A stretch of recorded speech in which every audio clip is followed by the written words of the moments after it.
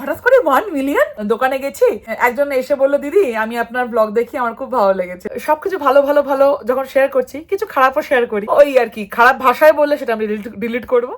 High, আমি অর্জমা। Bengali কালিন ক্যানাডার নতুন একটা ভিডিওতে তোমাদের সবাইকে স্বাগত। তো আমার এই বেঙ্গলি কালিন ক্যানাডা যারা দেখো, প্রতিটা দর্শক আমার ফ্যামিলির মতো। তো আমিও সেরকম ভাবি আর কি। এটি কলকাতার মেয়ে, বাঙালি মেয়ে, ক্যানাডায় এসে নতুন নতুন যা দেখি, যা শিখি, সেগুলো তোমাদের সঙ্গে শেয়ার করি। তো বিগত 3 বছর ধরে তোমরা বেশ ভালোবাসা দিচ্ছ, তার জন্য আমিও খুব খুশি। কারণ তোমাদের এই মোটিভেশনগুলো থেকে আমার নতুন নতুন আরো কিছু করতে ইচ্ছে করে। তো যাই হোক, তো 2023-এর মার্চ মাসে আমরা ক্যানাডাতে আসি। তো এসেই আমি প্রথমে ব্লগ স্টার্ট করিনি, তাও 6-7 মাস পর থেকে আর কি ব্লগ স্টার্ট করেছি।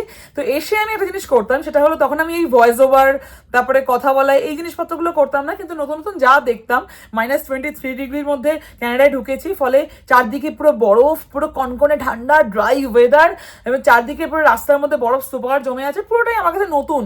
তো সেগুলো আমি জাস্ট ভিডিও করতাম, সেগুলোকে ইউটিউবে শেয়ার করতাম। তো এমনি শেয়ার করতাম এই কারণেই যে ওই লিঙ্কগুলোকে আমি আমার কলকাতার মা বাবা, বন্ধু বান্ধব, রিলেটিভসদের শেয়ার করতাম, করে বলতাম দেখো এই অবস্থা আমাদের। তো এইটার জন্য আমি করতাম। তো এখান থেকে শুরু করেছিলাম। তারপর কি হলো, 2024-এর জানুয়ারি মাস, মানে ধরো 1 বছর বাদে, তখন গিয়ে আমি একটা স্ক্রিনশট শেয়ার করেছিলাম। সেই স্ক্রিনশটটা হলো আমাদের ওয়েদার দেখাচ্ছে ফিলস লাইক -42। তবে সেটা স্টোরিতে শেয়ার করার পর অনেকেই আমাকে জিজ্ঞেস করলো যে, মানে আমার বন্ধু বান্ধবরা জিজ্ঞেস করলো, হ্যাঁ কি বলছিস, -42 ডিগ্রিতে কেউ বাঁচতে পারে নাকি, ইয়ার কি মারছিস নাকি? তখন আমি ভেবে দেখলাম যে আচ্ছা, এটা নতুন জিনিস, আমার কাছে নতুন জিনিস বটেই, তো মানুষের কাছে খুবই ইন্টারেস্টিং।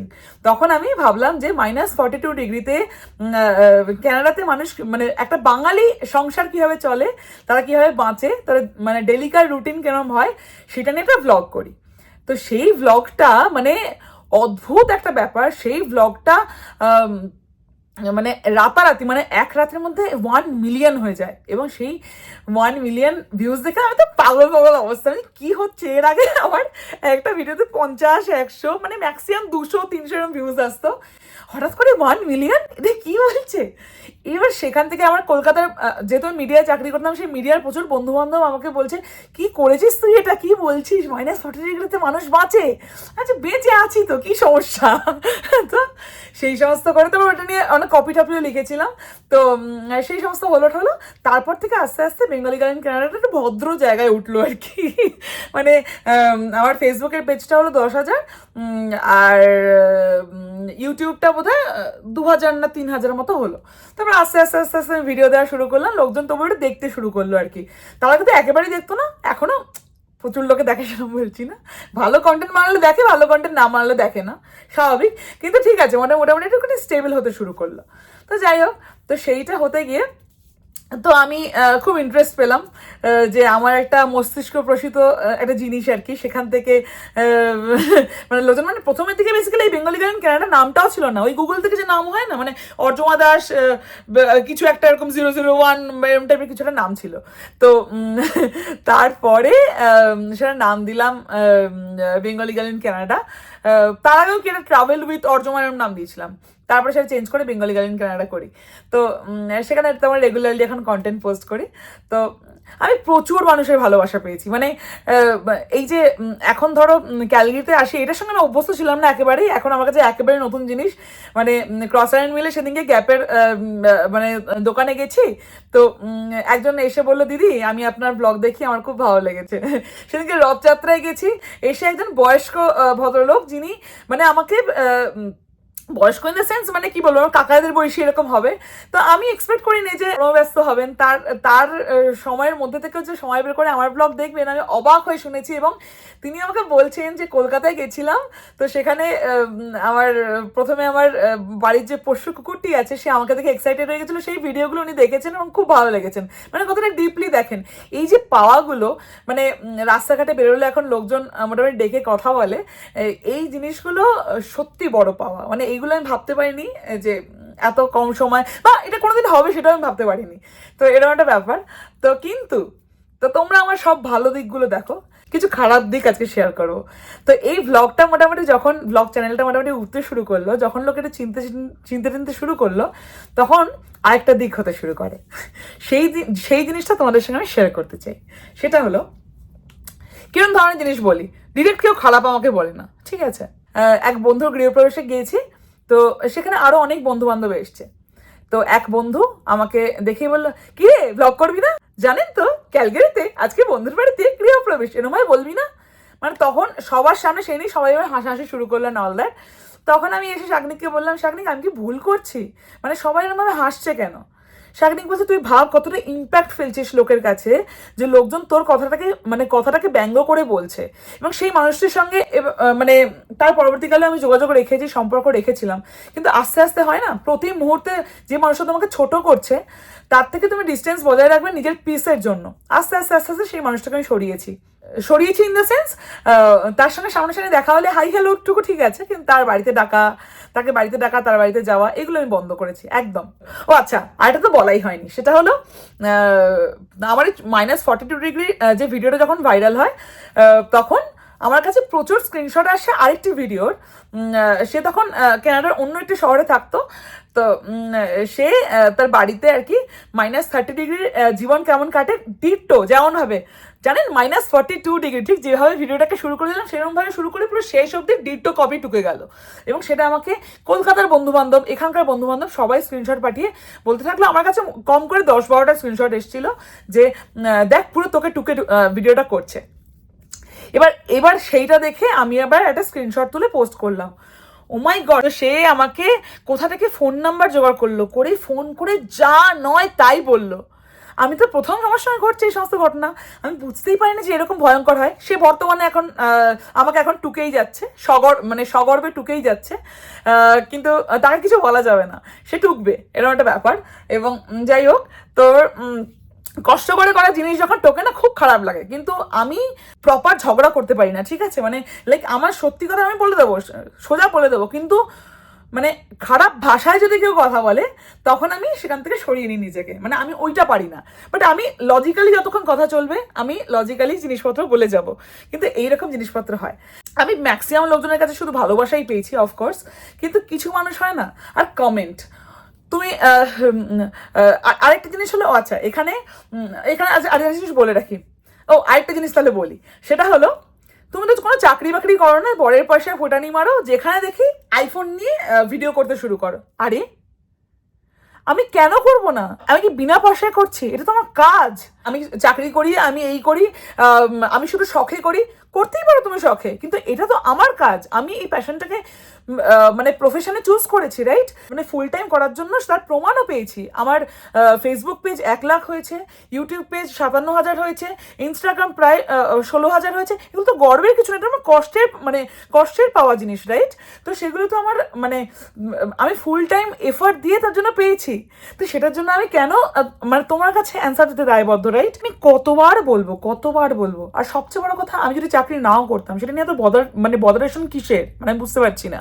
আর প্রথম কথা হলো, আমি তো ফুল টাইম চাকরি করতাম এখানে, সেই চাকরি ছেড়ে আমি এই কন্টেন্ট ক্রিয়েশনটাকে বেছে নিয়েছি কেন? নিশ্চয়ই টাকা পাচ্ছে তাই জন্য, তাই তো? তো এই কন্টেন্ট ক্রিয়েশন থেকে সাকসেসফুল কি কেউ হয়নি?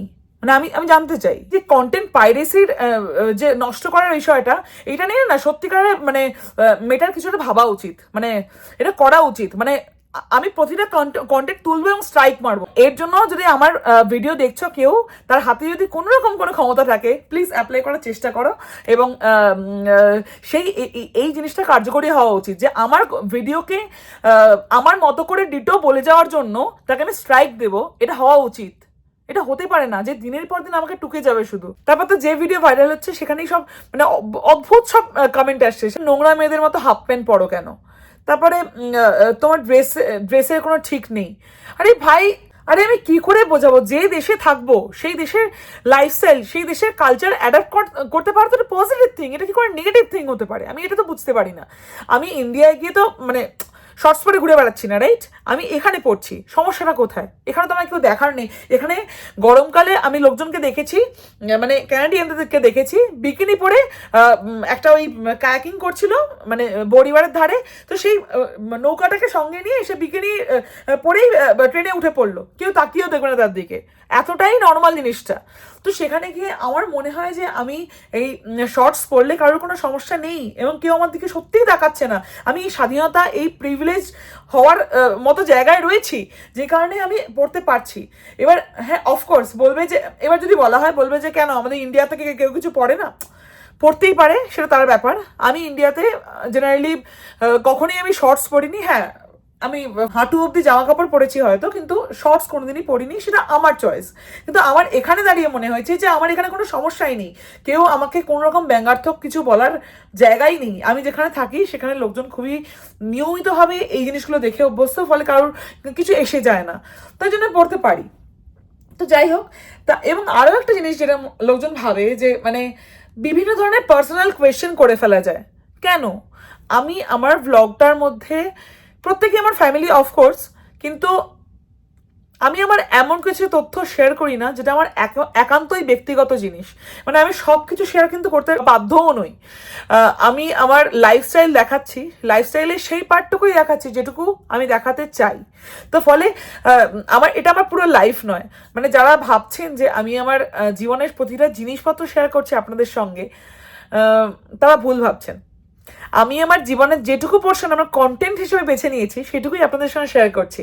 আমার জীবনের ঝগড়া ঝাঁটি, দুঃখ, কান্না কাটি আপনারা কিচ্ছু জানেন না, শুধু আমার ভালোটুকু দেখতে পান, যেটুকু ভালো দেখাই সেটুকু। আর যে স্ট্রাগলগুলো দেখাই সেই স্ট্রাগলগুলো আপনারা দেখতে পান। সেই স্ট্রাগলগুলো থেকে যখন আমি বেরিয়ে চলে এসেছি, সেই স্ট্রাগলগুলো আমি আপনাকে তখনই দেখাই যখন আমি সেটাকে জয় করে চলে এসেছি। তো সেই কারণেই আমাকে এমন কিছু প্রশ্ন করবেন না যে প্রশ্নের আমি উত্তর দিতে বাধ্য নই, বা যদি করেও থাকেন আমি উত্তর দিতে বাধ্য নই, দিই না উত্তর। যাই হোক, তো সেই কারণেই বলছি যে এই বেঙ্গলি গার্ল ইন কানাডা থেকে এই 3 বছরে প্রচুর মানুষের ভালোবাসা পেয়েছি, আবার বেশ কিছু মানুষকে চিনতে শিখেছি। এই জিনিসগুলো আমি ভেবেছিলাম বহুদিন ধরে শেয়ার করব, তো শেয়ার করা হয়ে ওঠে না। ভাবলাম ঠিক আছে, সব কিছু ভালো ভালো ভালো যখন শেয়ার করছি, কিছু খারাপও শেয়ার করি। তার মধ্যে সবটা শেয়ার করিনি অফকোর্স, বহু কিছু জিনিস আছে যেগুলো শেয়ার করা যায় না। আমাকে কিছুদিন আগে এখানে এক দিদি আছে যে নতুন এসছে ক্যালগেরিতে, কৃত্তিকা বলে, তো সে ব্লগ করে, সে আমাকে একটা প্রশ্ন করেছিল হোয়াটসঅ্যাপে যে তুমি নেগেটিভ কমেন্ট কিভাবে ডিল করো।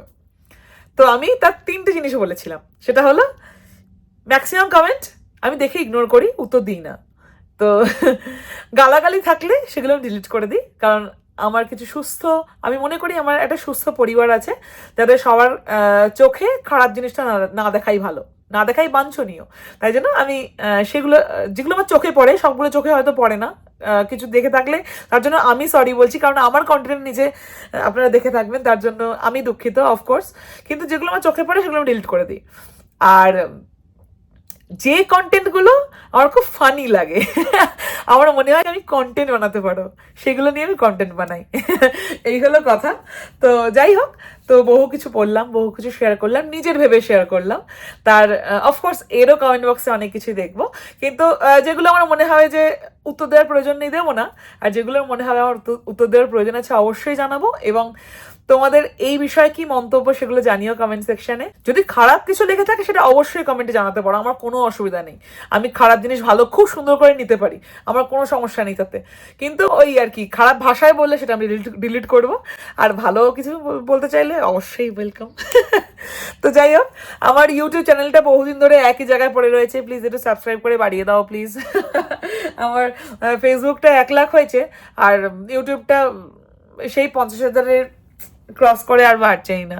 তো তোমরা একটুখানি বাড়িয়ে দাও প্লিজ। আর যাই হোক, পাশে থেকো, আর যারা এতদিন পাশে ছিল তার জন্য অসংখ্য ধন্যবাদ। সুস্থ থেকো, ভালো থেকো। এই ধরনের কন্টেন্ট দেখতে চাও কিনা জানিও, তাহলে যদি পছন্দ হয় তাহলে আমি আবার বানাবো।